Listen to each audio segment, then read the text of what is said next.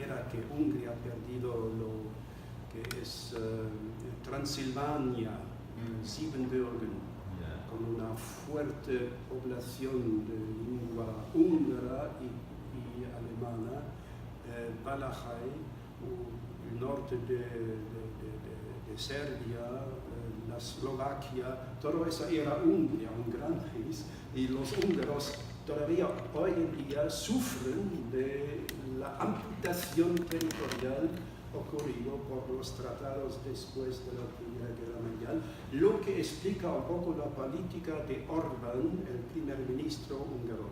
No sé si pueden seguir un poco las diferenciaciones que se operan dentro de la Unión Europea. No es un bloque homogéneo, sino que aparecen distanciamientos bastante fuertes, oposiciones, sobre todo en todo lo que respecta a la nacionalidad, a las tradiciones, a cierto conservatismo, ya que después de la Guerra Mundial, de la Primera Guerra Mundial, eran los poderes de Europa Occidental liberales que cortaron Hungría. Todavía hoy en día el liberalismo en Hungría no está bien considerado. ¿No? Pueden ver la memoria de los pueblos es mucho largo a través de más de un siglo, ¿no? Casi un siglo.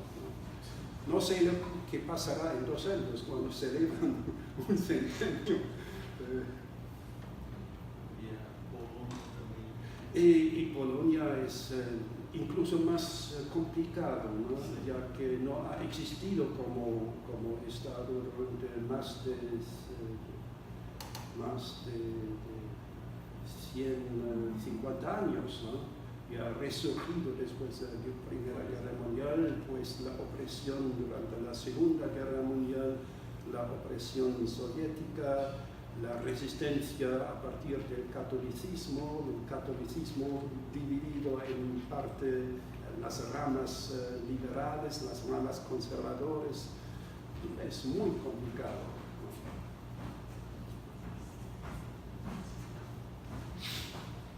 Son muitas culturas, too many cultures.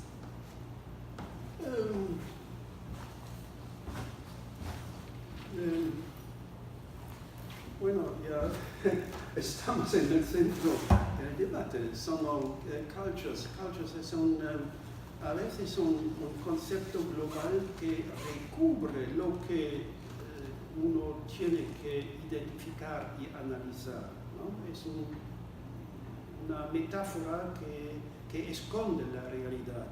Yo soy muy interesado en descubrir los significados vehiculados por los discursos mayoritarios, por el debate público, los significados fijados a símbolos nacionales, estatales, etc.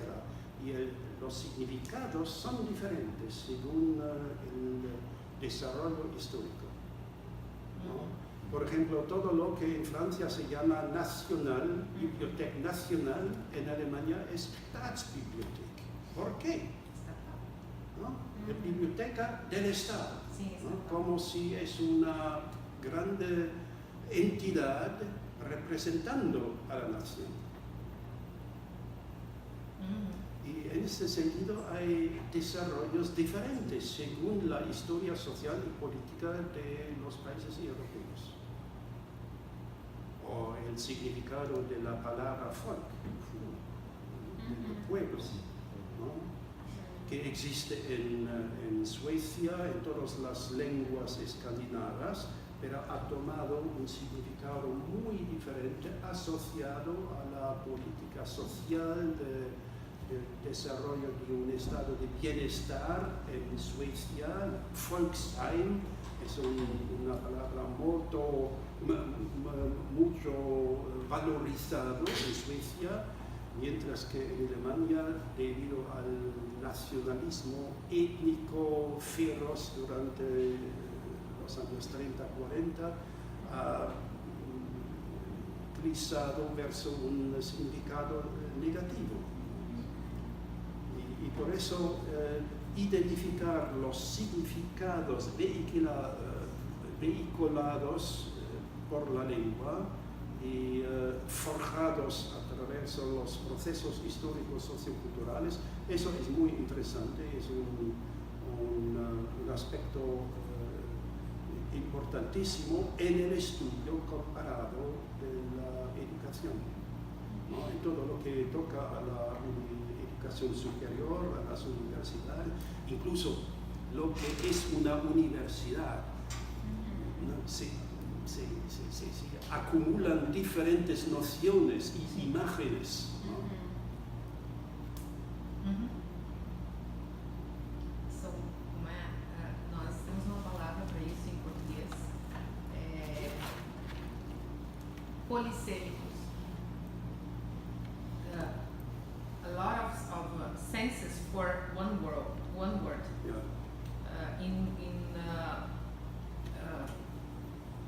Professor, me ajude. Yeah, you have the word Yeah. polysemic. Yeah. Polysemic. Yeah. Yeah. Yes.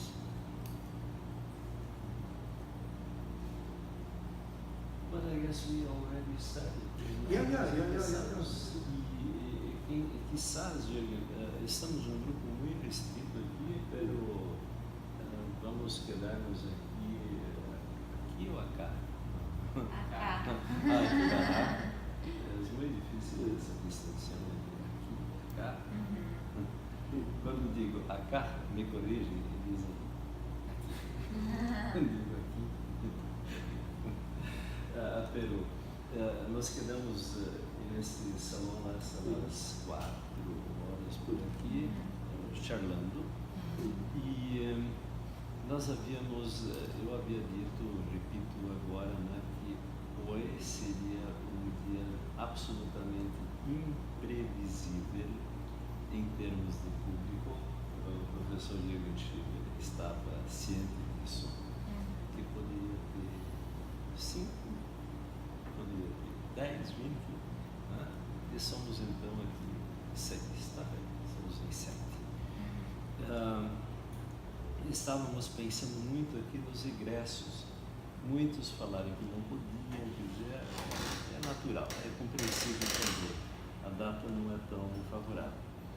Mas aqui, hoje, o professor Jürgen, ele preparou um pouco alguma coisa mais estruturada, né, Jürgen? Quem sabe você abre um pouco daquilo que estava pretendendo como uma palestra, como uma conferência, nos abre um pouquinho de como Las ideas e a partir daí nós podemos charlar. Ao grupo de ayer está añadido a Cristiane, que é professora em Caxias do Sul, onde trabalha comigo. Sí. Caxias do UPS. E ustedes Apenas estou acompanhando a Cris. Está acompanhando, está bem? Ótimo. Bem-vindos. Muito obrigado. Bem-vindos aqui. Eu ingresso de Unicinos, mas de outro curso. E depois, Cristiane quer ter uma palavra contigo sobre um estágio em Alemanha. ¿Quién? Cristiane. Ajá. Bueno, yo tenía la intención de retomar el tema que ya tocamos un poco ayer, es decir, los estudios comparados, la internacionalización. Y también el aspecto práctica y perspectivas teóricas de los estudios comparados y su relación con el problema de la internacionalización.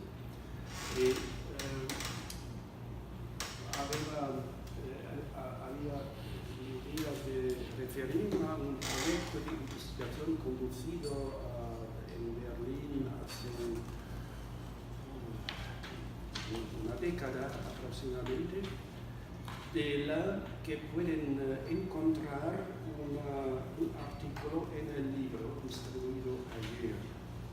Es el capítulo 5, Construções da Internacionalidade na Educação. Entonces pueden encontrar en este capítulo una serie de tablas, de gráficas, de explicaciones, y yo quise introducir el enfoque de este tema de manera más detallada. Es un capítulo un texto mucho más largo, no incluido en el libro. Ahora, entonces, voy a resumir brevemente los elementos clave de este artículo que servía a introducir en lo que me parece fundamental para todos los proyectos de investigación comparativa, es la conceptualización teórica de un problema de investigación. Ahora, me sirve un estudio de caso, un caso histórico, me sirve para introducir en la problemática y me sirve para presentar también dos enfoques teóricos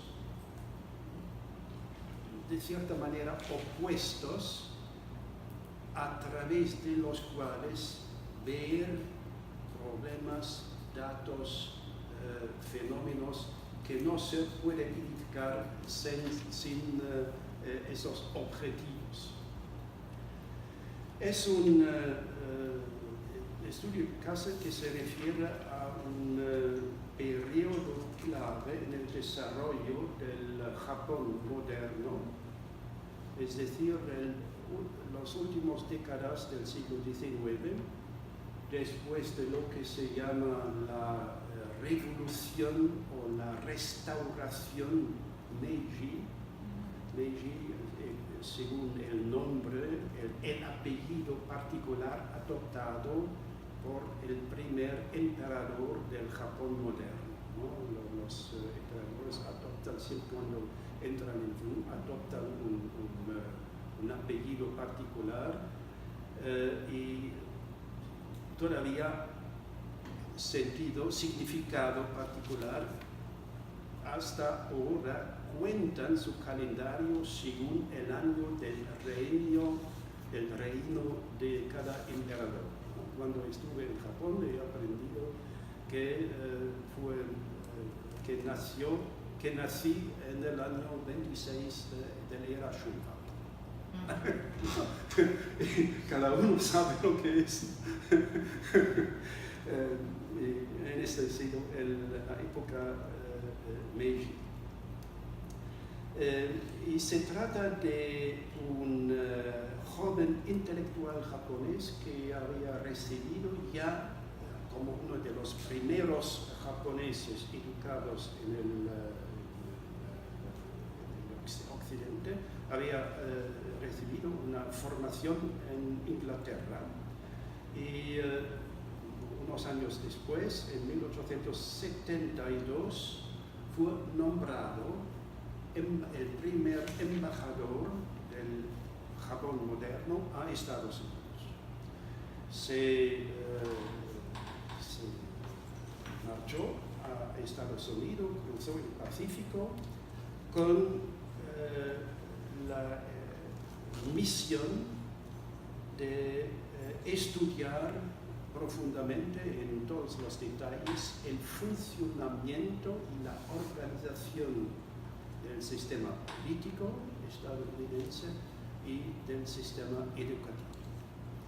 Y cabe decir también que Mori Arinori, su nombre y apellido, Mori Arinori fue en esta época fue un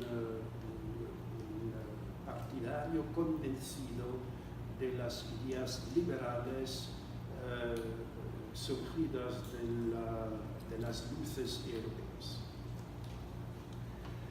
Arribado en Japón, empezó inmediatamente a tomar informaciones, entró en intercambio, en cartas, cambio de cartas, de informaciones con tantos eruditos, escolares, presidentes de diferentes universidades y colegios estadounidenses, y extrajo un resumen de sus informaciones que formulaban un programa de reforma del sistema educativo japonés absolutamente moderno.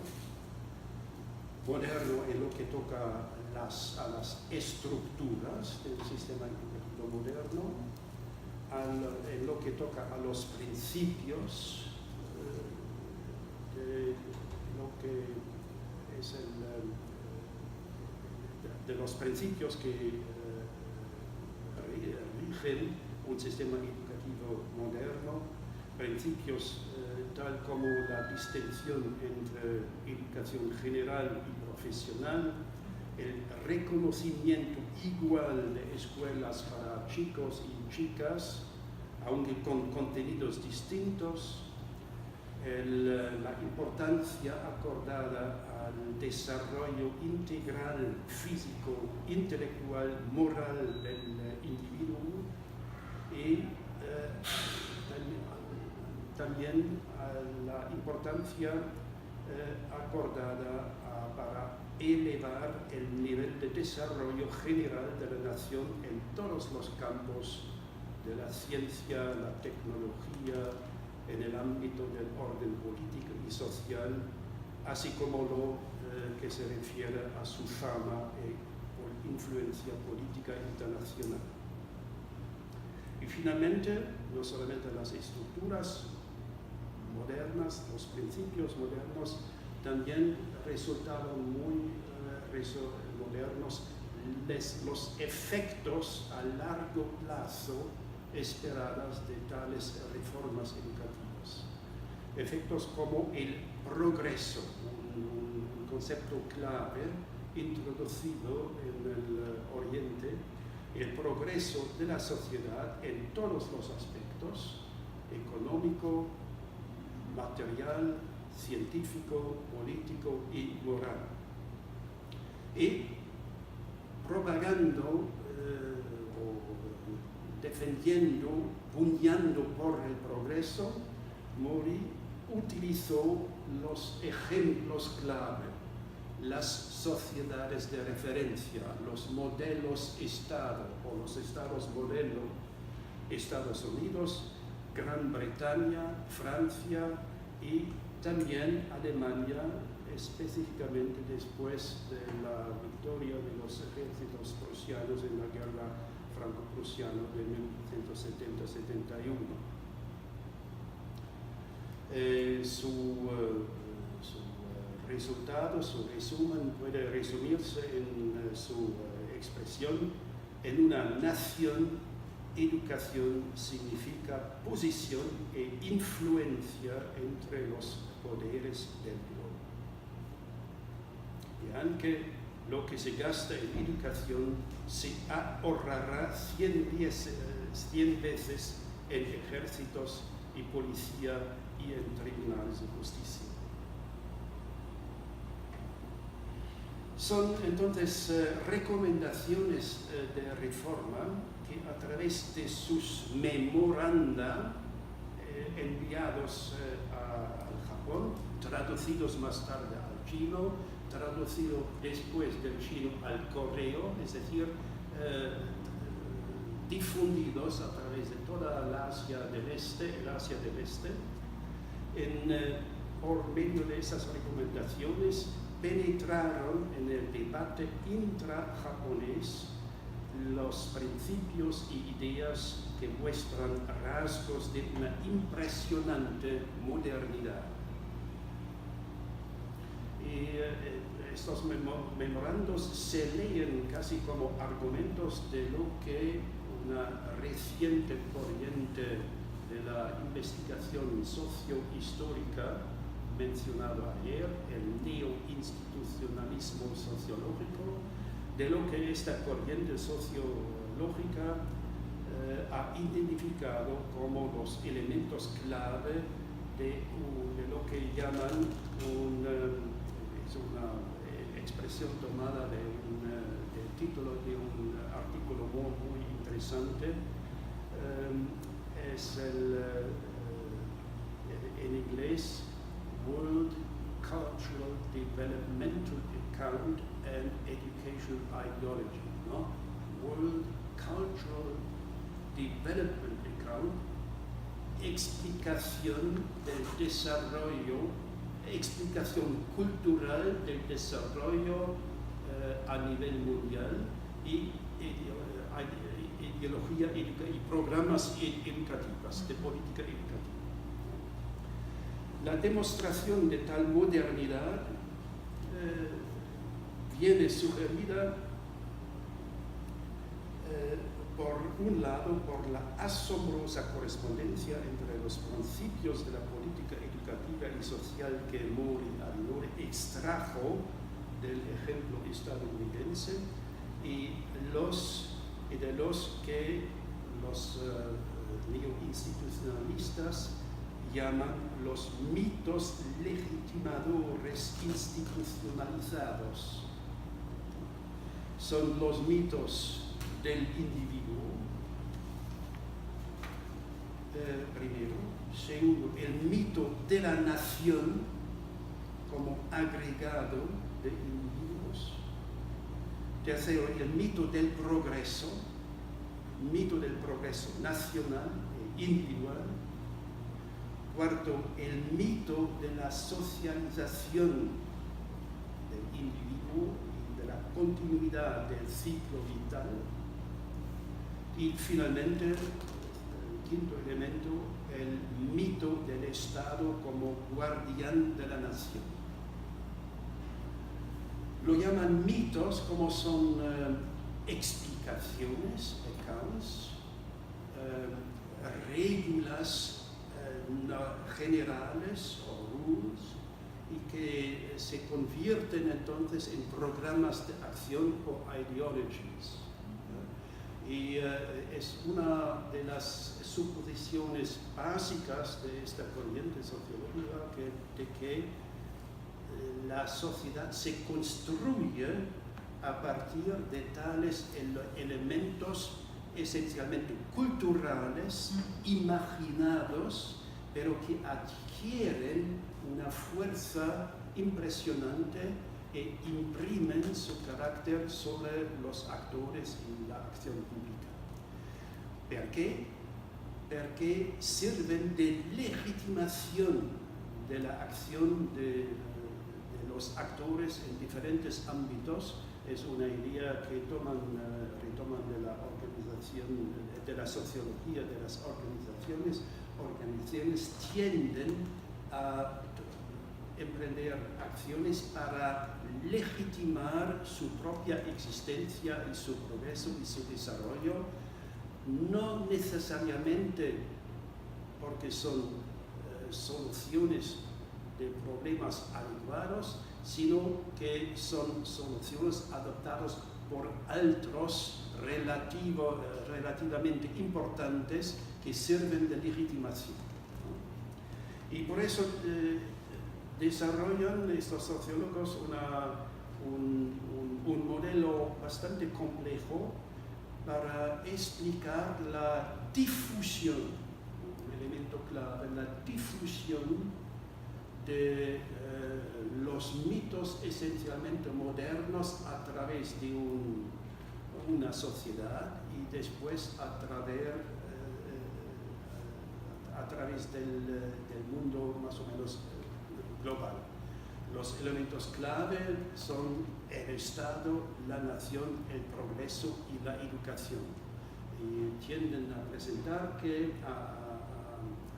explicar que forman un horizonte universal, de manera que cada Estado se mueve dentro de un casco global y no puede simplemente escaparse.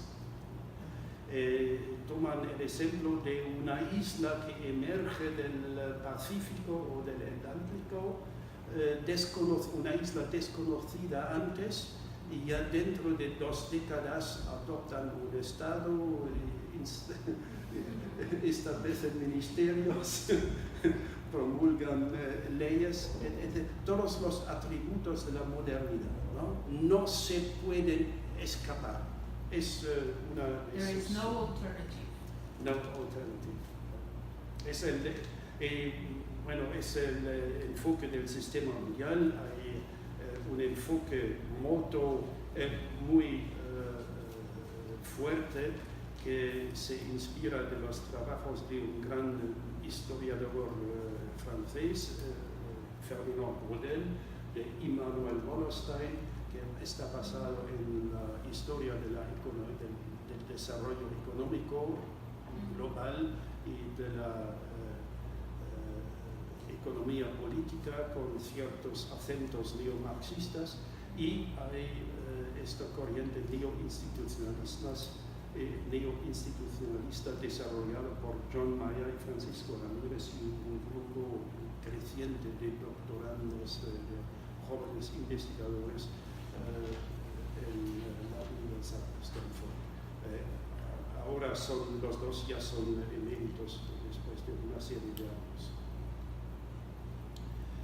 En ese sentido, en el marco de este enfoque, la educación moderna tiende a ser, es una cita, tiende a ser una empresa casi inherentemente mundial, universal y universalizadora en cuanto a aspiración y, en cierta medida, en cuanto a resultado. En cuanto a aspiración y, en cierta medida, no completamente, pero en cierta medida, en cuanto a resultado. Forma una parte fundamental y causal del modelo cultural de la sociedad moderna o Estado-nación, ¿no? Un modelo cultural de la sociedad moderna o Estado-nación. La educación se adopta como parte de este modelo, y esa adopción simboliza el compromiso de convertirse en un miembro respetable o en una comunidad imaginada, legitimada por la sociedad mundial. Quien es contra el progreso no se puede legitimar en un mundo moderno, ¿no? La comunidad imaginada y la centralidad de la educación en su construcción es un principio cultural exógeno para cualquier Estado-nación específico y para su legado histórico. Eso es por el contenido de la visión moderna y global del sistema mundial, o de la cultura mundial. De la misma manera, hay una cierta paralela entre los procesos de transmisión y difusión transnacional, tales como analizados por los neoinstitucionalistas y demostrados por la misión de Mori Arimori en el Japón del fin del siglo XIX. Ahora, un ejemplo histórico que sirve de base para introducir un enfoque teórico, un marco teórico. Pero todo lo que he desarrollado hasta ahora de la misión de Marie-Laure ha presentado solamente la mitad de la historia. La historia continúa. A partir de mediados ya de la década de 1870 y definitivamente en la década de 1880, Japón pasó por un cambio fundamental de sus grandes orientaciones en las políticas constitucional, legal y pública, un cambio que había sido producido por diversas evoluciones. Primero es una cierta decepción de las élites japoneses frente a las posturas imperialistas y las políticas colonizadoras de las propias potencias europeas. Entonces, una desilusión sobre los ideales ilustrados de los ideales de la ilustración europea. Además, y quizás incluso más importante, era que el hecho de que el inicio de la puesta en práctica de las normas e instituciones legales europeas había demostrado con claridad que éstas no eran fácilmente compatibles con el modelo de gobierno japonés tradicional, con la santificación del Estado ejemplificado en la personificación del Tenno, ¿no?, el título del emperador, y con el código moral influido por el confucianismo y estrechamente relacionado con estos modelos japoneses de Estado y gobierno.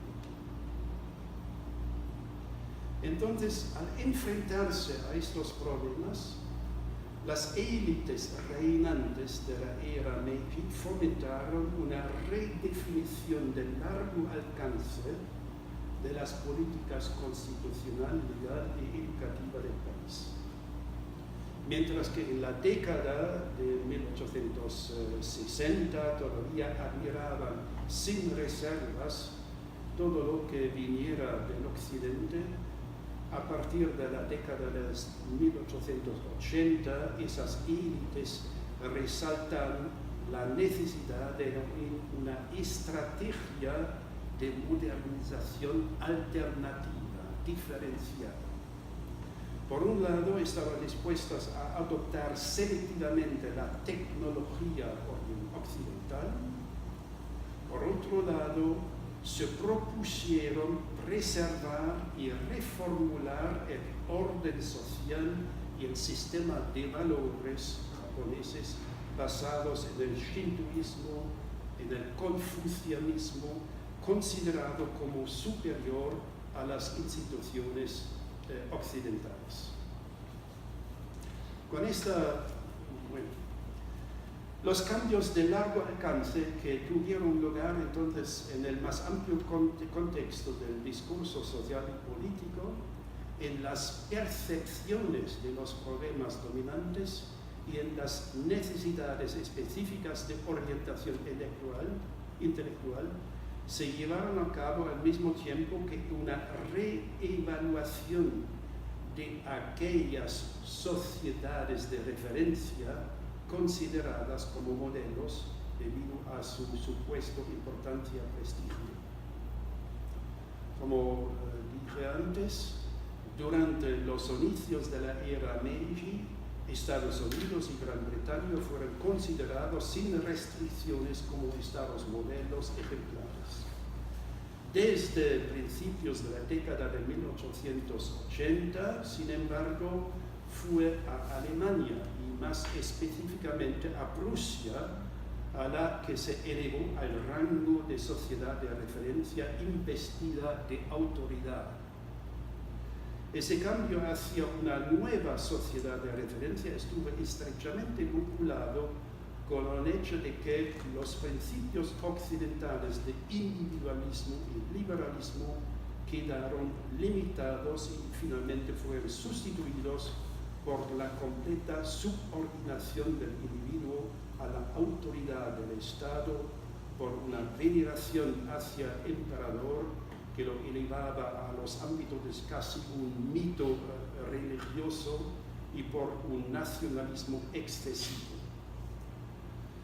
El primer ministro japonés de esta época incluso viajaba con la mayoría de su gobierno a Europa y particularmente a Berlín y se hizo dictar por Bismarck en persona los principios de la Constitución japonesa, ¿no? Es un cambio enorme y una relación enormemente estrecha con otra sociedad de referencia. Este príncipe de la casa imperial, el príncipe Ito Hirobimo, el primer ministro, reveló los propósitos políticos subyacentes de la reorientación hacia Alemania. Como la mayoría de sus colegas tenía la sensación de la cultura y la educación alemanas podían ayudar, la cita de este príncipe mismo, a difundir la lealtad y el verdadero patriotismo entre los japoneses y contrarrestar las tendencias excesivamente liberales. En su opinión, del anterior aprendizaje que hizo Japón de Estados Unidos no se derivó mucho bien, y en el presente tampoco cabía esperar ninguna influencia positiva por parte de Francia. Del mismo modo, las condiciones en Inglaterra e Irlanda no se imponían precisamente como un modelo ideal. Como consecuencia, la censura obligó la sociedad, una sociedad llamada la sociedad del sexto año de la era Meiji, establecida por Mori Arinori a comienzos de los años 70. La censura obligó esta sociedad que se proponía difundir las ideas liberales del Occidente, la obligó a dejar de publicar su revista ya a partir de mediados de la década de 1870. En los años que siguieron, perdió casi todo su impacto público, esta sociedad liberal orientada hacia Europa del Oeste, y en contraste fue la Sociedad para la Promoción de la Ciencia Alemana, ¿no? Alta sociedad, asociación, si prefieren, la Asociación para la Promoción de la Ciencia Alemana, fundada en 1895 y presidida por un príncipe de la Casa Imperial, a la que ahora promovió el papel de portavoz de las élites gobernantes. El propio Mori Arinori, que había sido nombrado como primer ministro japonés de Educación en 1885, cambió radicalmente su manera de pensar, su orientación de pensar. Si antes había propugnado con entusiasmo el modelo de Estados Unidos y sus instituciones liberales, ahora se volvió un ardiente admirador de Bismarck y de su filosofía, que situaba el Estado en el centro de todo el pensamiento y la acción. Bueno, estuvo una reorientación de largo alcance de las políticas intrajaponesas de modernización, que hubo un impacto enorme tanto para la historia, el desarrollo del japonés hacia convertirse en una potencia imperialista en Asia del Este, pero también ha sido importante para la teoría social en relación con la adecuada interpretación de la modernidad. En efecto, es un sociólogo de orientación histórico israelí, Samuel Eisenstadt, muy conocido como sociólogo de la modernización, que ha desarrollado un cuerpo de teorizaciones y de investigaciones históricas de procesos de modernización muy interesante.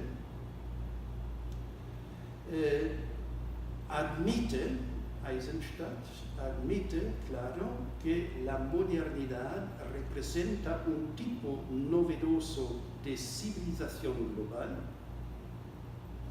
pero Esto no implica que el fenómeno de la modernidad sea automáticamente sinónimo con la adopción mundial de pautas uniformes de significado y organización. Más bien, la investigación intercivilizacional ha demostrado el desarrollo de variantes básicas o de programas múltiples de modernidad. ¿No?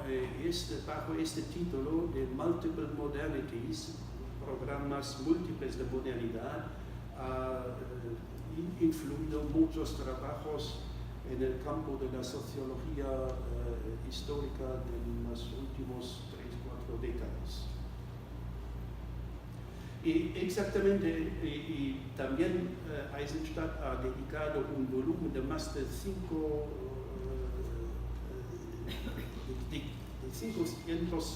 500 páginas a un gran volumen sobre el Japón para analizar exactamente un proceso diferente de modernización de un país, partiendo de bases culturales, espirituales, intelectuales diferentes del Occidente.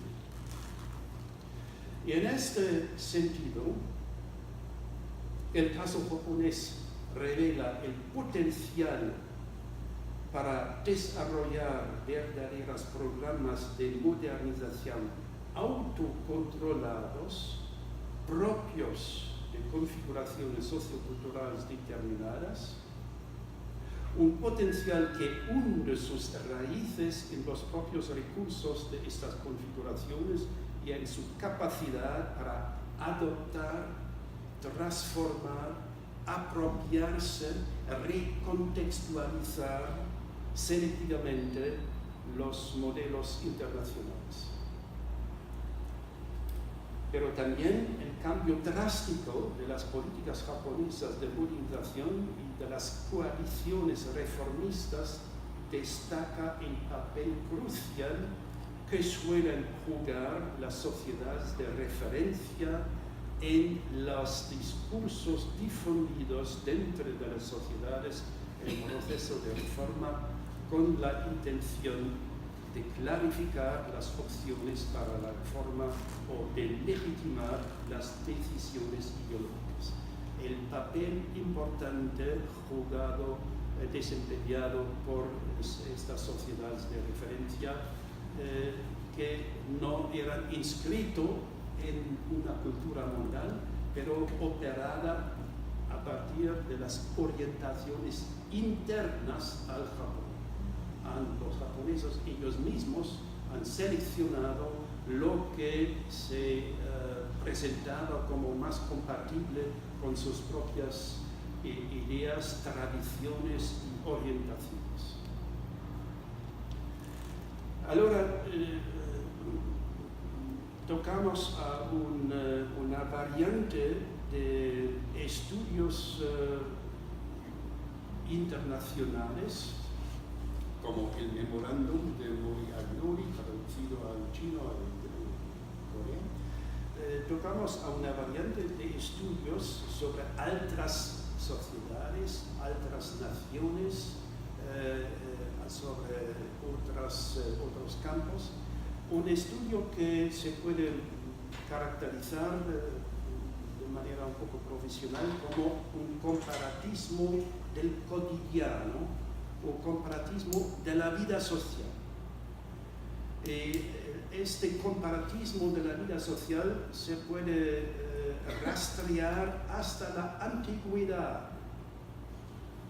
Es una tradición de percibir y discutir la autoridad cultural, motivado no por la pura curiosidad hacia otras sociedades o civilizaciones, sino por preocupaciones pragmáticas y políticas en el sentido más amplio.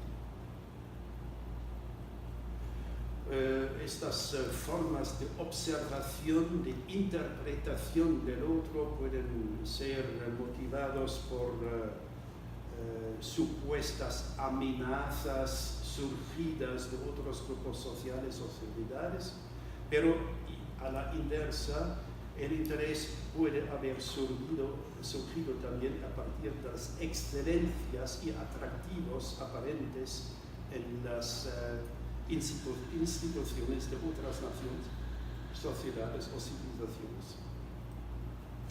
En cualquier caso, estas formas de relación intercultural no tuvieron como principal propósito de aportar un análisis objetivo del otro, de la otredad cultural, sino que más bien aspiraron, como sigue sucediendo en la actualidad, a clarificar los propios valores, perspectivas del mundo, orientaciones para el desarrollo futuro en el espejo de la otredad cultural.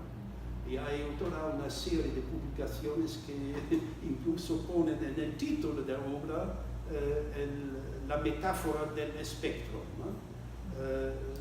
United States in the Mirror of China.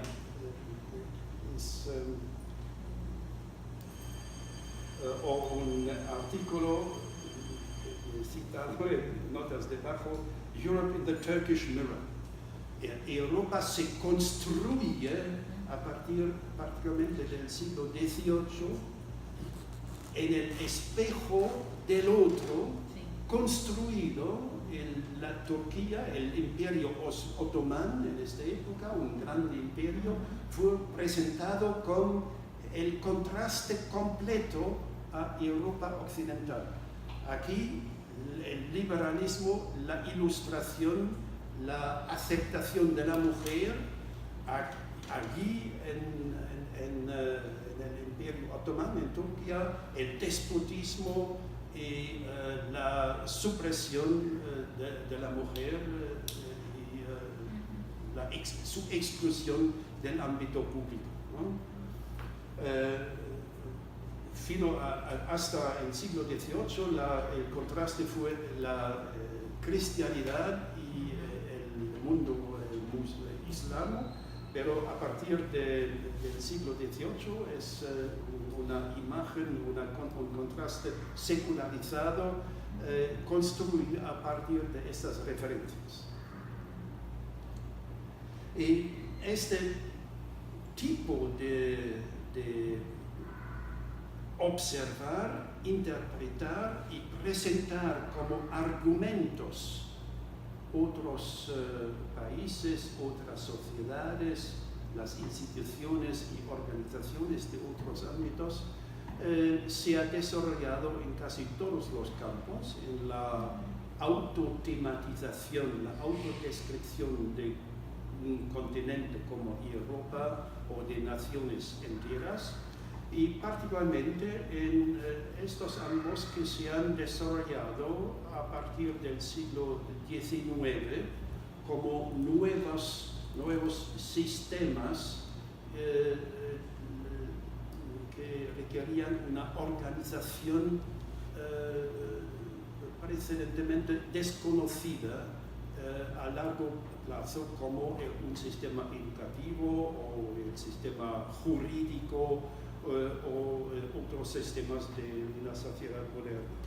Entonces se desarrollan en el campo, son considerados como los pioneros de la educación comparada, los visitantes que viajaban de América Latina a Estados Unidos, de Estados Unidos a Europa, de Gran Bretaña a Prusia y Holanda, etcétera, ¿no? Un intercambio, una observación mutua entre todos los países, dinamizados por exposiciones universales.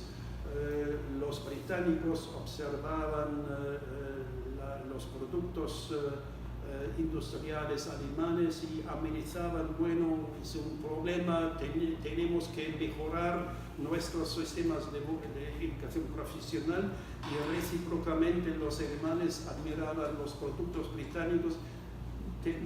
Tenemos que adelantar y ¿no? Y siempre se trata de construcciones e interpretación a partir de sus propios intereses. Entonces es un tipo de descripción, de interpretación que continúa hasta la actualidad, como dije. En cierta medida se ha transferido a las organizaciones internacionales. Es quizás un capítulo diferente. Y es un tipo de argumentación, un tipo de trabajo, de documentación, de interpretación que requiere explicación por su resiliencia, su resistencia a todas las críticas metodológicas hechas, ¿no? Ya que hay un contraste constante entre una tradición social científica altamente metodologizada por un lado y esta tradición del comparatismo del cotidiano o de la vida social. Y eso se hace en el marco de la sociología del conocimiento,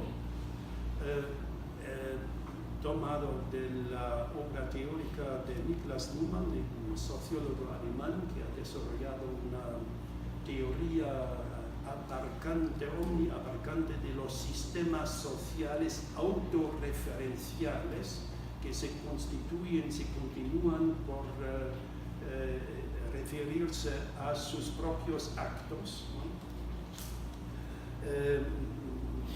Es un aspecto que requiere más desarrollos que puedo hacerlo en este momento. Y entonces, tomando como marco teórico de análisis, he interpretado este tipo de literatura que se puede seguir en la antigüedad a través del siglo XIX hasta ahora. Lo he caracterizado como externalización. Externalización son operaciones de los discursos político-pragmáticos dentro de un sistema que miran a través de su propio sistema para extraer un sentido suplementario. Un sentido suplementario para reorientarse, para especificarse, para legitimarse. En la mayoría de los casos sirven de legitimación, ¿no? Un tipo de orientación hacia el externo que no intenta el análisis del otro en sus características propias, sino que busca derivar puntos de referencia en un sentido suplementario para su propia reorientación. Eso se puede seguir no solamente en el campo de lo que convencionalmente se llama la educación comparada, se puede seguir también en el campo de lo que convencionalmente se practica como la historia de las ideas pedagógicas. Muchos trabajos se refieren a otros autores históricos, a corrientes históricas, a periodos históricos, para sacar nuevas inspiraciones, para sacar lo que parece mantener valor y información, orientación continua. También se puede seguir en la literatura en diferentes campos. Y a partir de estos dos marcos teóricos,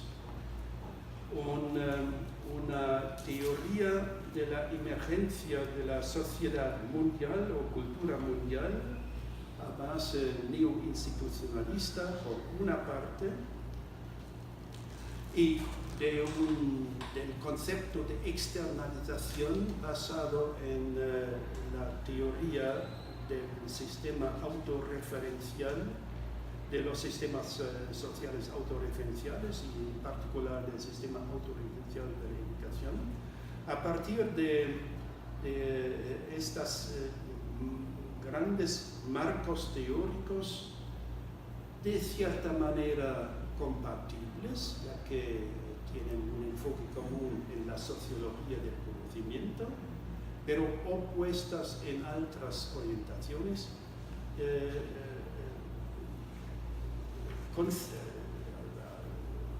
logramos conceptualizar el proyecto de investigación en más gran detalle. Primeramente, a la luz de estas teorías, es posible hacer importantes distinciones en concepto y perspectivas. Dichas distinciones se refieren en primer lugar a la diferenciación entre internacionalización e internacionalidad, es decir, entre el nivel de un proceso evolutivo y el nivel de una construcción semántica. El concepto de internacionalización, como su término emparentado, el de globalización o de mundialización, se refiere a la creciente intensificación de las relaciones globales de interacción e intercambio en casi todos los campos de la acción social, es decir, a procesos cuáles son los componentes cruciales en los procesos macrohistóricos de la modernización social cargados de conflicto. Por el contrario, internacionalidad se refiere a visiones o horizontes de referencia del mundo construidos repetidamente a partir de la atalaya de determinados escenarios socioculturales o nacionales de acuerdo con las necesidades internas de esos escenarios.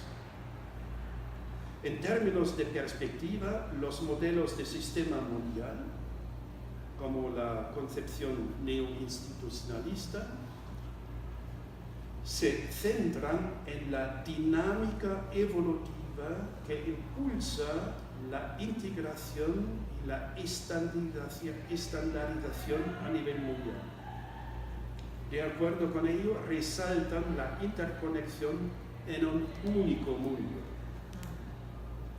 El concepto de externalización, por su parte, se centra en los procesos sociológicos inherentes en la reflexión intrasocial, así como en las construcciones semánticas diseñadas en el contexto de tales reflexiones. En consecuencia, este concepto resalta la idiosincrasia de significado que encontramos en naciones, sociedades o civilizaciones específicas, y al hacerlo así pone de relieve la persistencia de mundos múltiples, ¿no?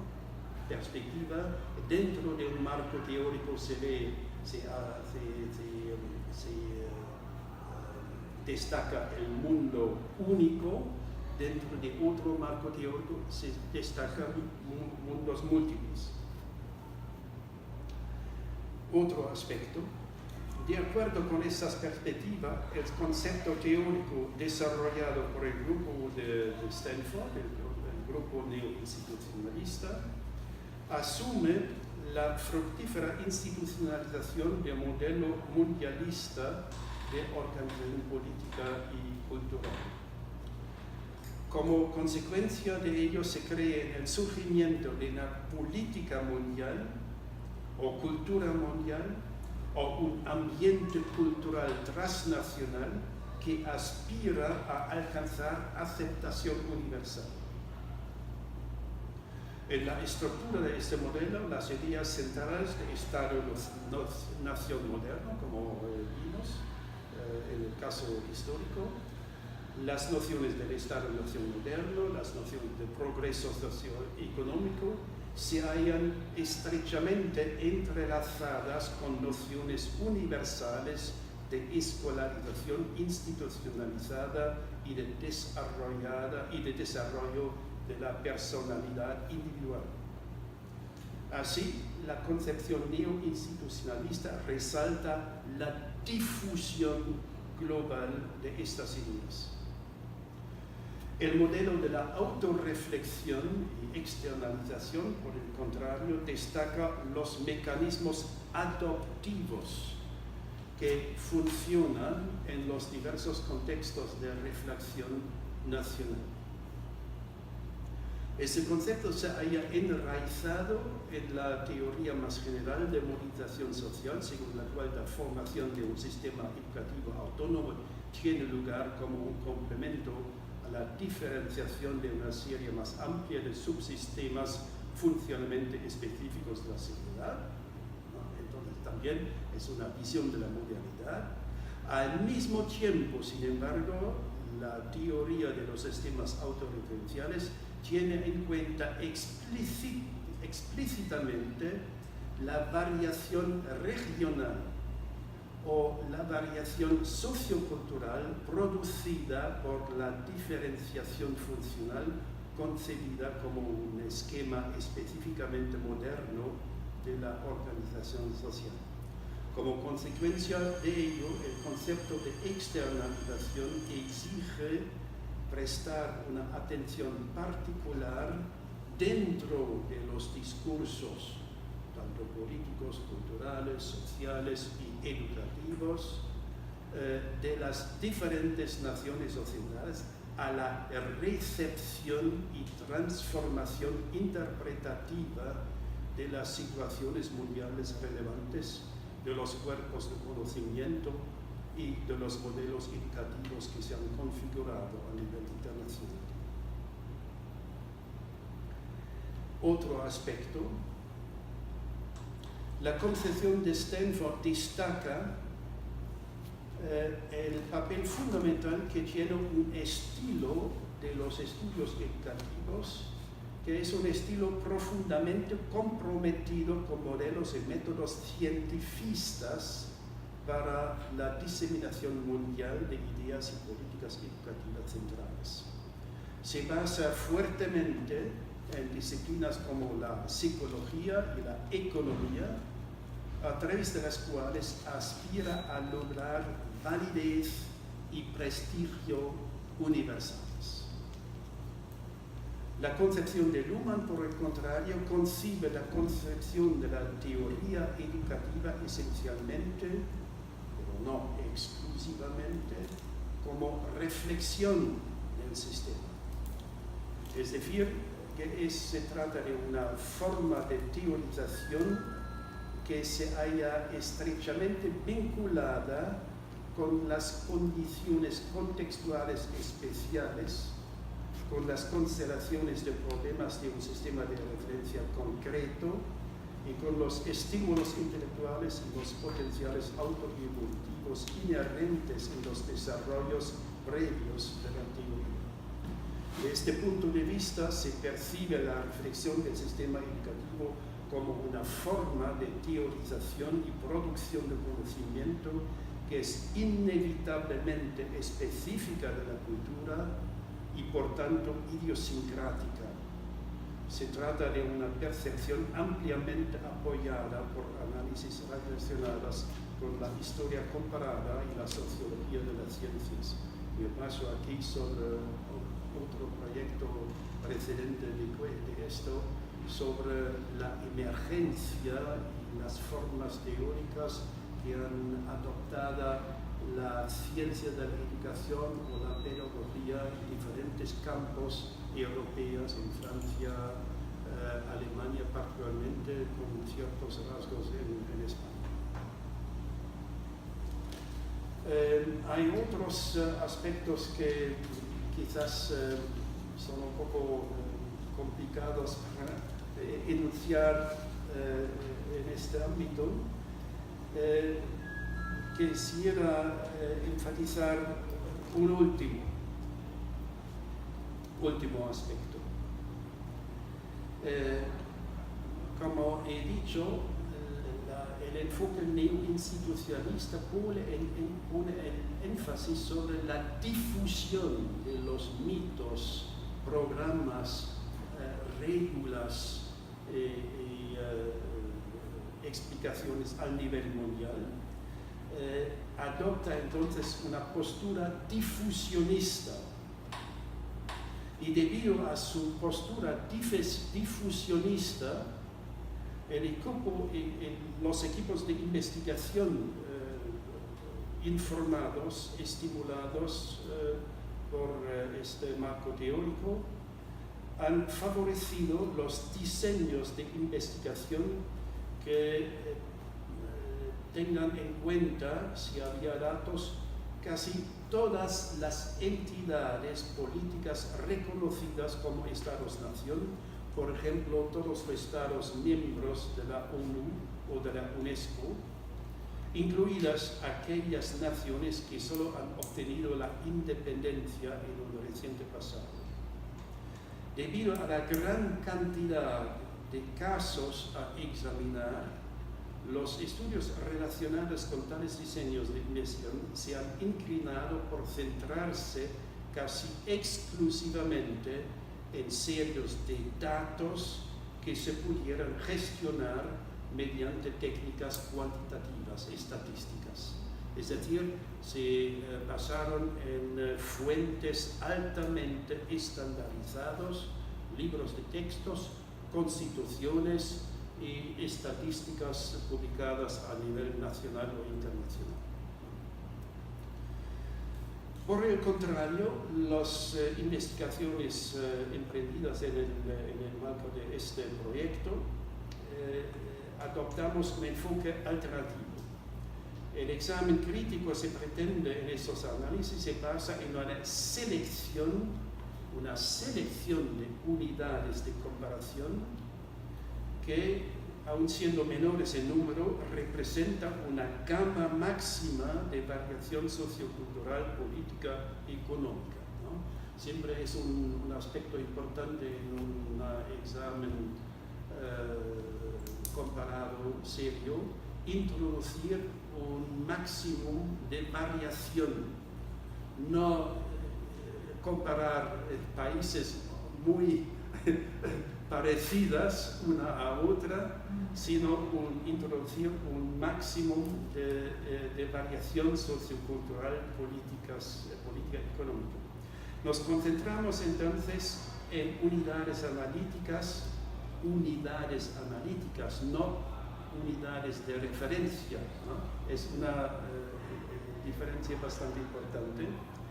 Unidades analíticas que muestran un perfil de civilización característico construido a lo largo de prolongados periodos de tiempo y que es subrayado inter alia por el poder político o el peso demográfico. En consecuencia,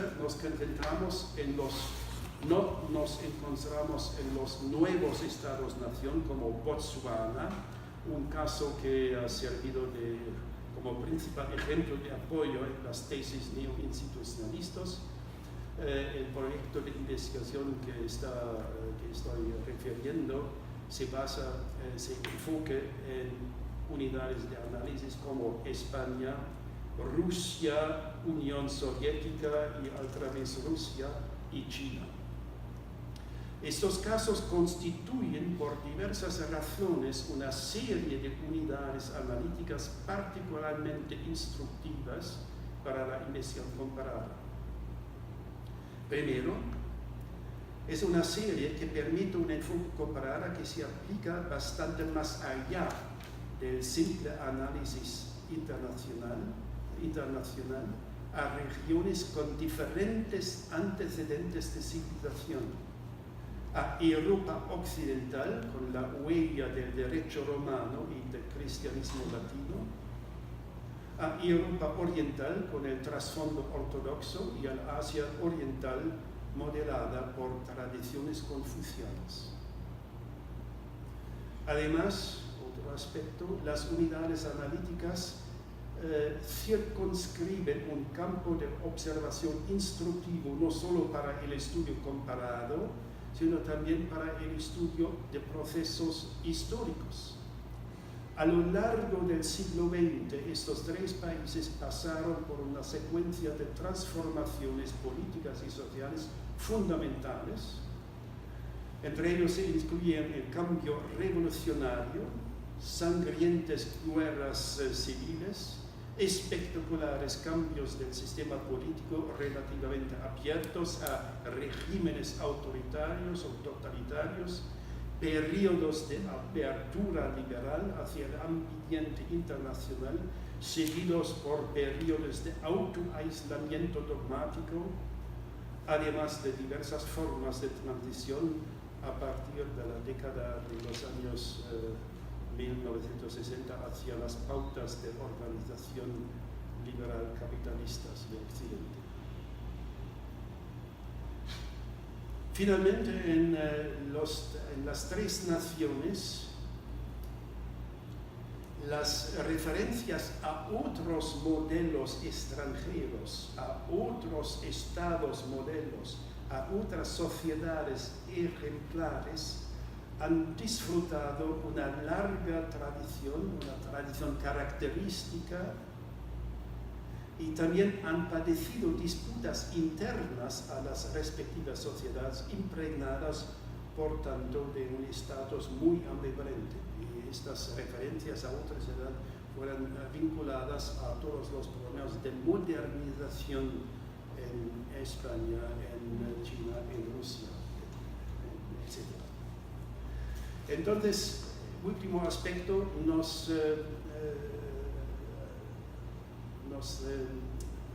habíamos investigado las fuentes estandarizadas, los estadísticos existentes, pero intentamos analizar los saberes, los conocimientos educativos mismos, tales como se encuentran en el medio por excelente de la comunicación educativa, en las revistas educativas más importantes, representativas del ámbito pedagógico nacional español o chino o ruso soviético.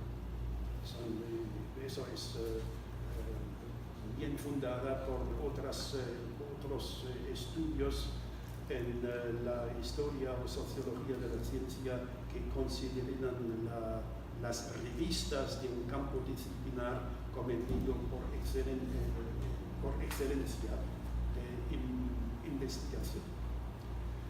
Entonces, hemos analizado un periodo que abarca desde principios de la década de los años 1920 hasta mediados de la década de 1990.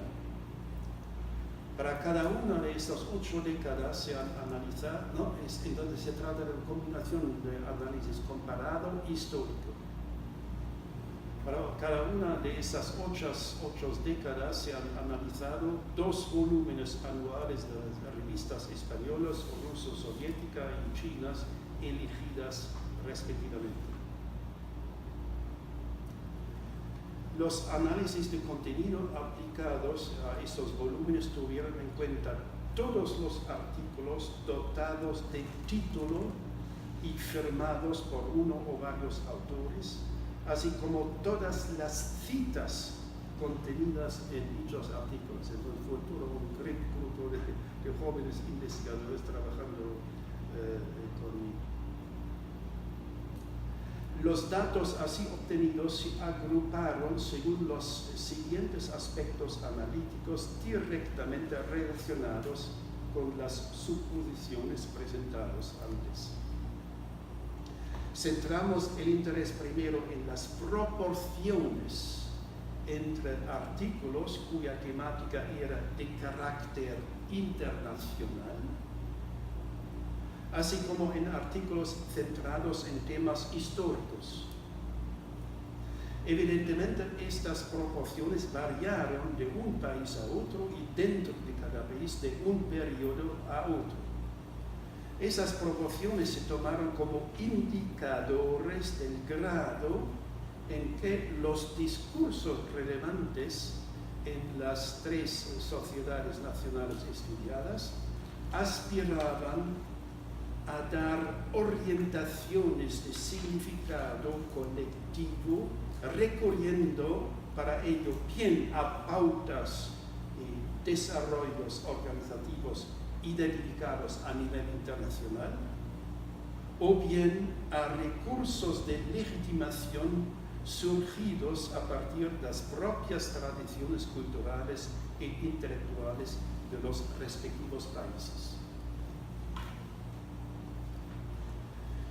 Otro aspecto, al examinar los dos grupos de artículos con mayor detalle, nuestros análisis trataron de valorar la frecuencia con la que aparecieron los países, grupos de países o fenómenos globales de desarrollos internacionales por un lado y autores y tradiciones intelectuales particulares por el otro, dentro de los artículos dedicados a temas internacionales o en los artículos de temas históricos respectivamente. Estas frecuencias también se hallan sujetas a variación tanto en los países como en diferentes periodos de tiempo.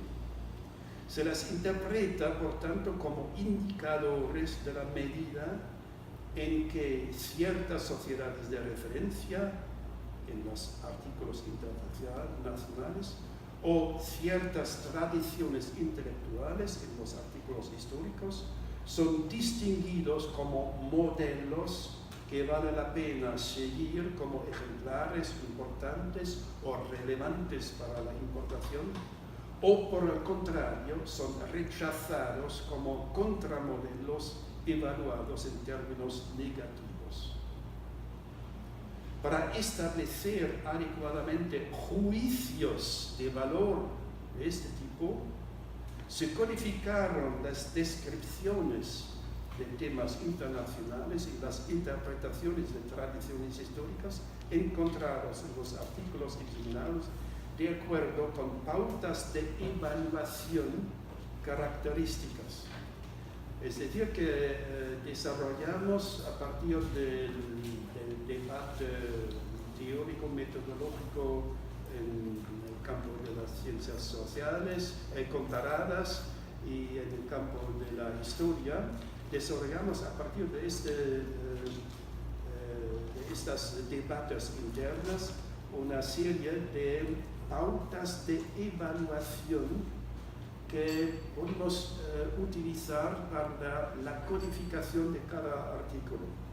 Por ejemplo, en los artículos a carácter, a contenido internacional, son pautas de evaluación como gradiente. Gradiente, es decir, resaltar el desarrollo desigual o el progreso graduado como en procesos de reforma, innovación o modernización, más o menos, más temprano, más tarde, mejor o peor. Otro tipo, la convergencia, ¿no? Es una argumentación que se puede encontrar en bastante literatura, resaltar procesos abarcadores de creciente acercamiento que cubren todas las diferencias. Congruencia, resaltar la correspondencia o equivalencia.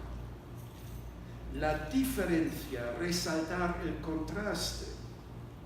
O finalmente, antagonismos, resaltar la profundización radical de las diferencias, como por ejemplo en los motivos ideológicos. Se encuentran en los artículos soviéticos argumentos de antagonismo, sistema sistémico. Para los artículos a contenido histórico son los pautas de evaluación conocidos monumentalización, ¿no? Resaltar las formas de elevación y glorificación transhistórica, o degradación. Es el contrario de monumentación. Se encuentran en los artículos, por ejemplo, una figura internacional como John Dewey, que elevado a un héroe intelectual, filosófico y educativo internacional, y en la Unión Soviética, a partir de comienzos de los años 1930, es desgraduado, radicalmente rechazado, desaparece y no reaparece a partir de 1990, ¿no? Está en España procesos similares, pero con la diferencia de que reaparece de nuevo como un... La rehabilitación es el resaltar lo inverso de la degradación o el olvido, ¿no? Todos los autores de la Ilustración española de finales del siglo XVIII que desaparecieron durante el franquismo son rehabilitados después como modelos a estimular sentido de orientación. O otro tipo, leyes generales del desarrollo histórico, o desvinculación o historización. O finalmente un tipo de argumentación que destaca temas universales de la humanidad, ¿no? Entonces se trata de captar el valor argumentativo contenido en todos estos masa de artículos, y todo lo presupone sucesivos procesos de prueba, de corrección mutua, ¿no? Un grupo de colaboradores estudiaron los mismos artículos para atribuir pautas de evaluación y después se discutieron es válido, son válidas para llegar a casi las mismas conclusiones. Finalmente, investigamos la recepción de conocimientos no nacionales y su integración en forma de citas, de traducciones, de recensiones de libros, su integración en estas diferentes formas en la reflexión nacional sobre la educación seguida en cada uno de los países estudiados. Y tales formas de recepción indican tanto la extensión como la estimación relativa de estar conectados con el conocimiento internacional. Bueno, eso es el trabajo de conceptualización de un proyecto comparativo de alcance bastante largo, bastante importante, que busca examinar ciertos tesis neoinstitucionalistas, examinándoles a través de un marco teórico diferente. Y uno ve siempre a través de un marco teórico, ¿no? Es la buena teoría popperiana, la Scheinwerfer-Theorie, la teoría del proyector. Uno ve lo que es proyectado por la luz de una teoría. En ese sentido, un verdadero trabajo comparado presupone una teorización y conceptualización teórica. Para ver unos de los resultados más destacados, como dije antes, puedo referirme al capítulo 5 para gustar, apreciar los resultados a partir de 3, sobre todo las tablas que presentan las fluctuaciones a través de 8 décadas, las variaciones dentro de los países analizados y que permitan una visión comparada también como en lo que concierne a la recepción de los conocimientos, saberes internacionales a través de citas, referencias, traducciones, autores, miembros de un comité editorial, autores internacionales, miembros de un comité editorial de revistas españolas o chinas, etc. Um comentário editorial. Entonces, um comentário editorial, esses gráficos foram muito difíceis de fazer, porque eles voltaram por causa principalmente esse dos autores, vocês estão vendo aqui, ele é muita coisa para pouco espaço, né? Então eles fizeram, refizeram, ainda não está o ideal, mas ele ficou mais ou menos. Bueno, voy a terminar en 2 minutos. Todos los hallazgos que me puedo referir ahora, por eso me refiero al capítulo del libro que tenéis, todos los hallazgos analizados hasta ahora manifiestan fluctuaciones entre periodos de apertura internacional y periodos de retraimiento sociocéntrico integrados en los desarrollos discursivos específicos de cada nación. Manifiestan también como las diferencias relativas a las grandes sociedades de referencia o visiones del mundo desarrolladas entre esos desarrollos, fluctuaciones y diferencias, variaciones que son mucho mayores de lo que sería compatible con las suposiciones neo-institucionalistas. Entonces, es una presentación de la variedad del mundo que se opone a teorías reductoras de la complejidad del mundo, pretendiendo una creciente uniformización,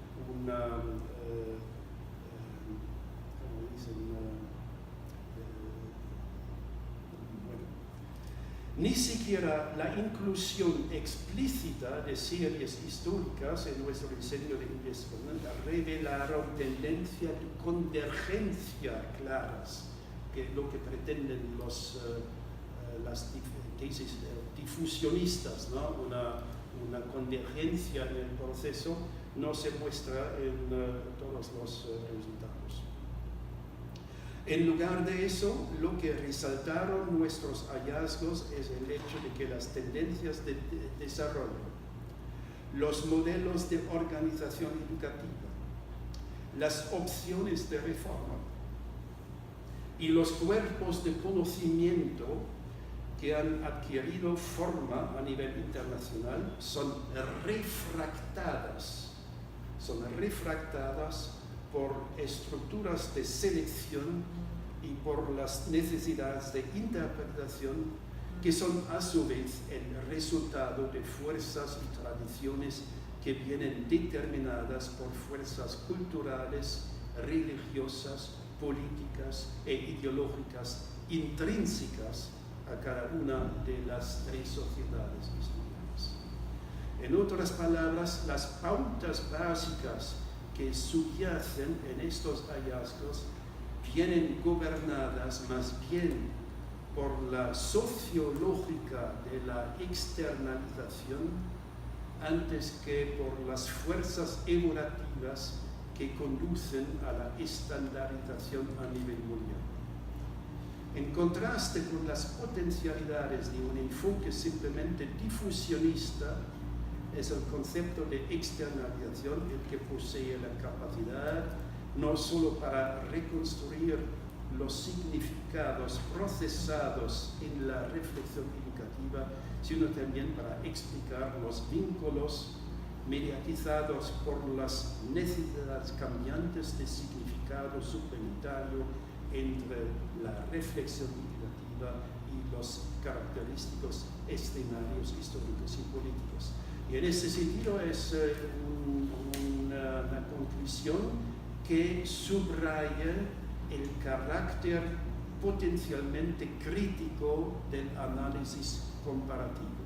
El papel de la educación comparada en procesos de internacional no es tanto contribuir a la construcción internacionalidades, pero a examinar el potencial de la internacionalización, a examinar las construcciones semánticas, a oponer la complejidad del mundo social a las reducciones intrínsecas a ciertas teorías sociales, a programas ideológicos de acción, también a programas propuestas por organizaciones sociales. Siempre programas de acción implican necesariamente una reducción de las redes de causalidad, si no, no sería posible actuar, y es precisamente el objetivo de la investigación comparada examinar y oponer la complejidad del mundo social y educativo a las reducciones a todo tipo de reducción de causalidad en teorías y políticas educativas. Bueno, Gracias. era demasiado largo, me disculpo, pero Creio que não. É um privilégio. Não é um privilégio, né? Ah. É um É um privilégio. privilégio. It's a privilege. It's an honor. Com certeza. Vamos tomar um tempo para conversa? Sim. O que passa pela cabeça? Primero,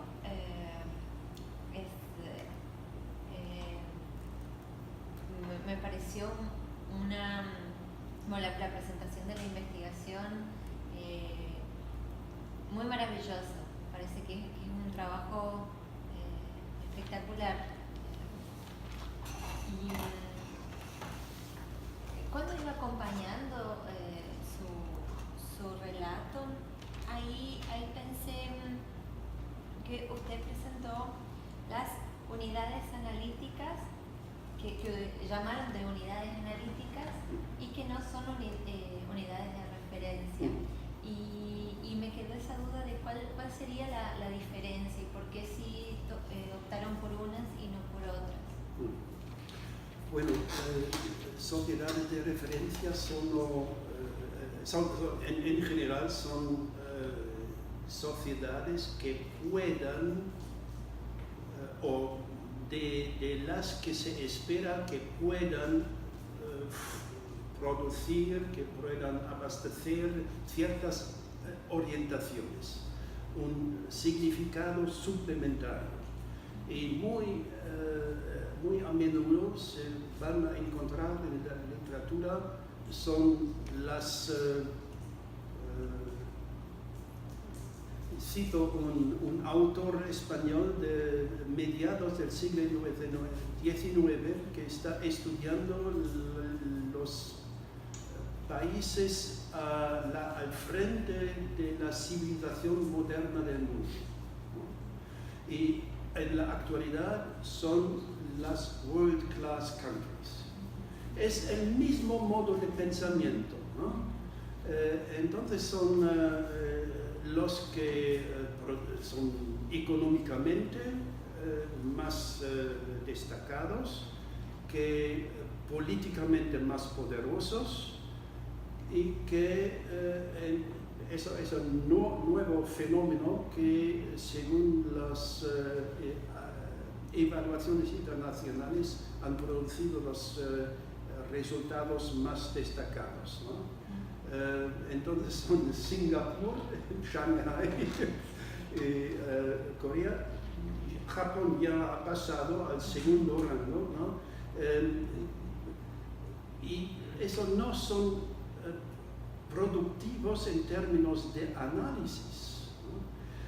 Si van a abrir libros de texto de educación comparada a partir de los años 1930, 40, después de la guerra, siempre se han publicado libros de texto y que van a encontrar 50 a 100 páginas de un rápido recorrido histórico distinguiendo entre los visitantes y viajeros, los pioneros y la actualidad científica, ¿no? Como una línea evolutiva hacia la modernidad metodológica. Después, una gran sección destinada a ciertos sistemas educativos modernos, los cubanos. Normalmente, Estados Unidos, Gran Bretaña, Francia, Alemania, Rusia, y son 5, 6, 7 los más considerados. Casi nunca se han estudiado, se encuentran estudios sobre Grecia. Pero Grecia es tan interesante desde un punto de vista analítico, o Portugal, porque son países casi en vía de desarrollo dentro de Europa, que participan en diferentes niveles de construcción de sistemas, con diferentes pasados históricos, con indicadores típicos de muchos países subdesarrollados y al mismo tiempo se plazan en el centro de Europa. ¿No? Eso es la diferencia. Pueden servir de punto de orientación o se trata simplemente de otros países marginalizados. Pero desde un punto de vista analítico, son exactamente otros países que se pueden examinar.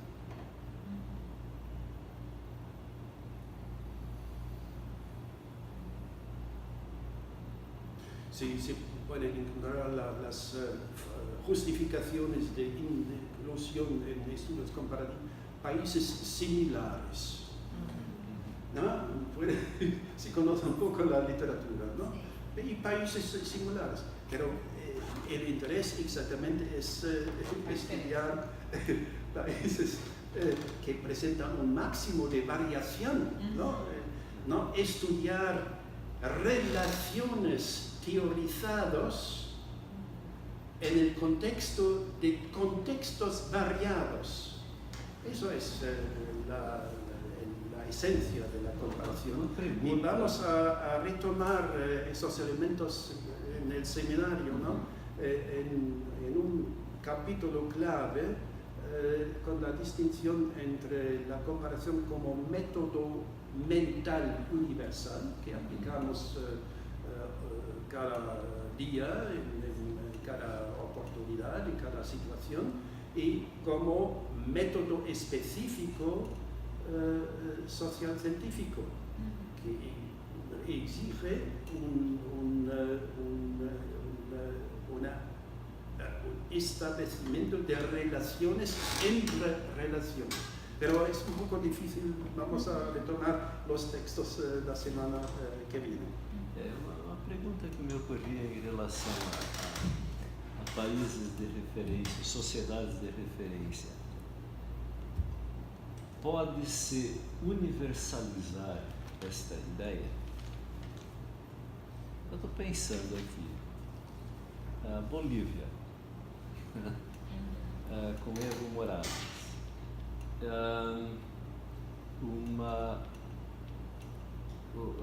são várias nações indígenas que buscam uma espécie de autorreferência. Eu não sei se há uma referência externa.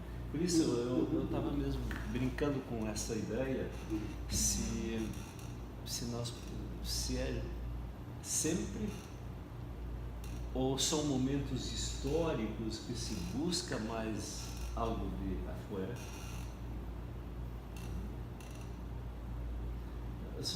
Porque é muito interessante também a variação em períodos, né? Eu me lembro dos Estados Unidos, um tempo a Rússia foi referência para os Estados Unidos, o tempo do Sputnik, né? Os Estados Unidos correram atrás do que acontece com a nossa educação, que eles estão lançando astronautas para o espaço, e nós não. Então são momentos, e eu não sei, eu acho que não há uma regra para isso. É um tema interessante. E a outra pergunta que me ocorreu é: até que ponto se pode fazer estudos comparados sem a história, sem ter lá história a mano? Foi a partir de sua... Como ya dije ayer, ¿no? Una vez o dos veces, muchos estudios llamados comparados se sitúan a un nivel de la actualidad que es meramente superficial, ¿no? Y están cazando después los últimos desarrollos, los últimos programas que presentan como la nueva ilustración, pero únicamente a través de un proceso de puesta en práctica se pueden observar los efectos educativos y sociales.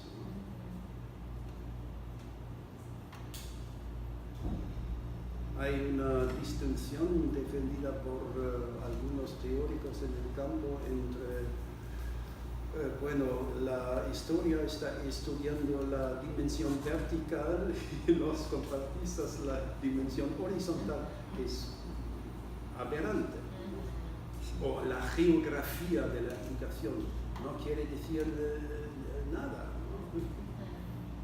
Bueno, existen estudios comparados interesantes hechos por geógrafos culturales, ¿no? Estudiando diferentes regiones de alta montaña, por ejemplo, y del desarrollo de la vida cultural, del desarrollo económico y educativo en regiones de alta montaña, teniendo en cuenta los desafíos particulares presentados por estos contextos geográficos. Eso es diferente, un asunto diferente. Y yo estaba pensando, también vinculado con la pregunta del profesor Danilo sobre la historia. Me llamó mucho la atención, ya que tomaron en la investigación desde 1920 a 1990. En el caso de la Unión Soviética, tenemos casi 3 años después del triunfo de la Revolución Rusa hasta casi el declive después de la Unión Soviética. En ese periodo que ustedes analizaron, esas revistas, ¿cómo se fue dando ese pensamiento educativo, cómo se fue manifestando en esas revistas? Bueno, en los primeros años de la Unión Soviética hay una gran apertura para las corrientes de la pedagogía progresiva, ¿no? Kirkpatrick, John Dewey y otros autores son muy citados, interpretados, comentados muy positivamente. Hay correspondientes, Bronsky y otros autores soviéticos que retoman estas ideas, desarrollan, pero con el advenimiento de Stalin, a finales de los años 20, comienzos de los años 30, desaparecen completamente, ¿no? Y en ese sentido se pueden seguir los cambios político-ideológicos del sistema en general. Influye las grandes coyunturas educativas, también influye a la definición de problemas educativos y permite lo que es legítimo y que no. Y entonces son autores que son condenados y que desaparecen. Interesante en el caso de la Unión Soviética, a partir de la disolución de la Unión Soviética, aparecen en la revista pedagógica, antes se llamaba Pedagógica Sovietskaya Pedagógica y después Silvana Pedagógica, aparecen artículos sobre Bulgaria, Serbia, Constantinópolis, la misión de los padres Cyril y Metodio,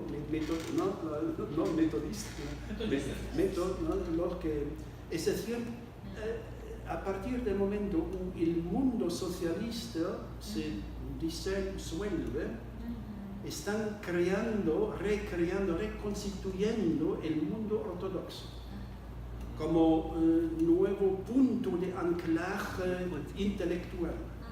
Es fenomenal y lo puede seguir en la actualidad, ¿no? Con el peso enorme que ha adquirido la Iglesia Ortodoxa en Rusia actualmente, y ya se puede seguir en los años 90 en las revistas de educación.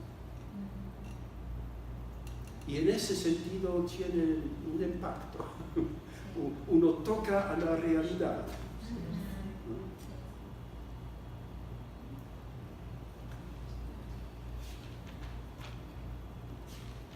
Mais alguma pergunta, observação? Durante el franquismo, en la revista española de pedagogía, ¿no? la reconstitución de los misioneros de la conquista de las Américas, de misioneros y conquistadores, mientras que la ilustración española desaparece completamente, ¿no? Son como si fueron trocados completamente en diferentes etapas, diferentes periodos desde el desarrollo del pensamiento educativo y ideológico español.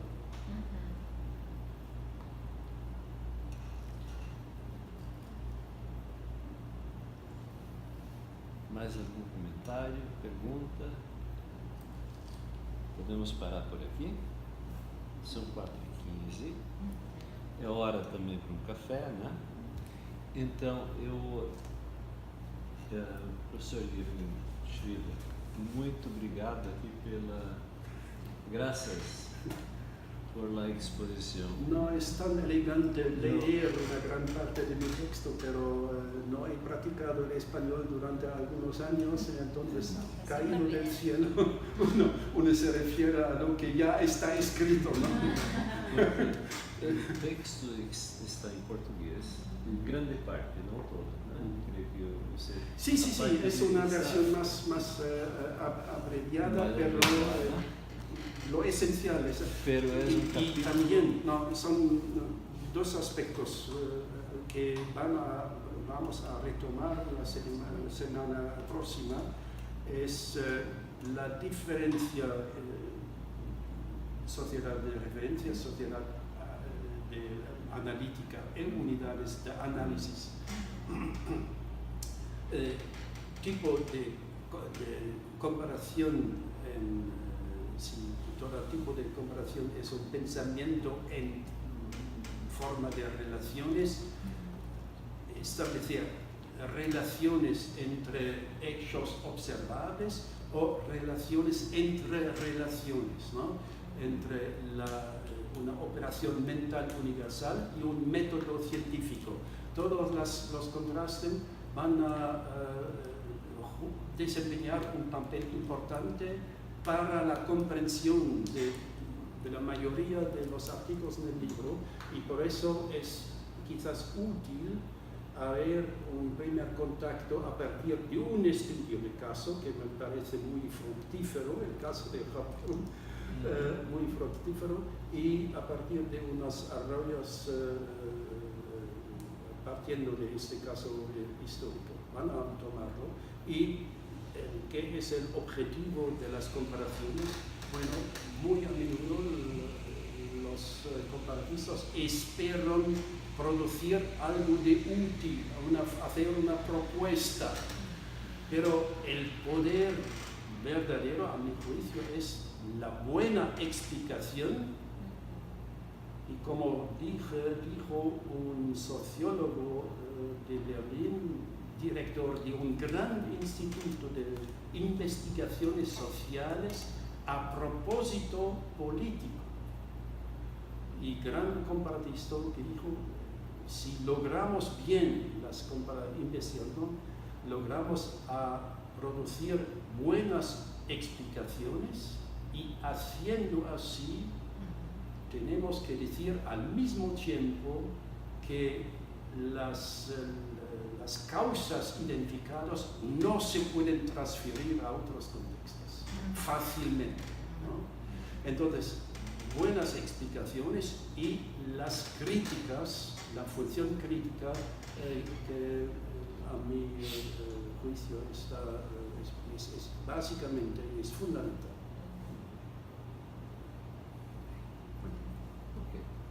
Graças.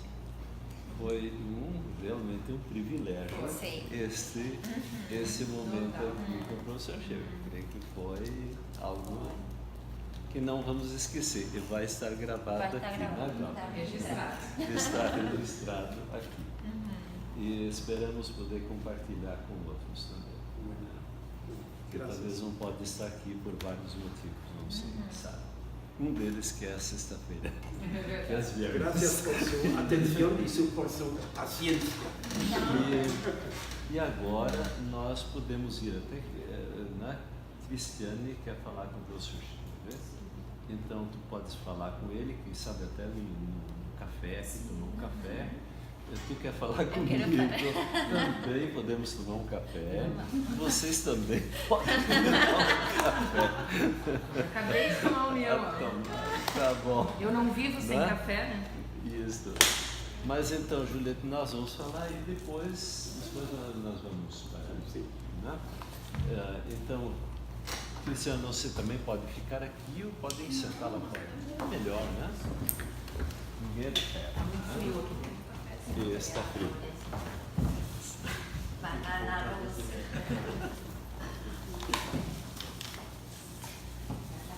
Professor, segunda? Sim, então já somos vizinhos já. Segunda é o...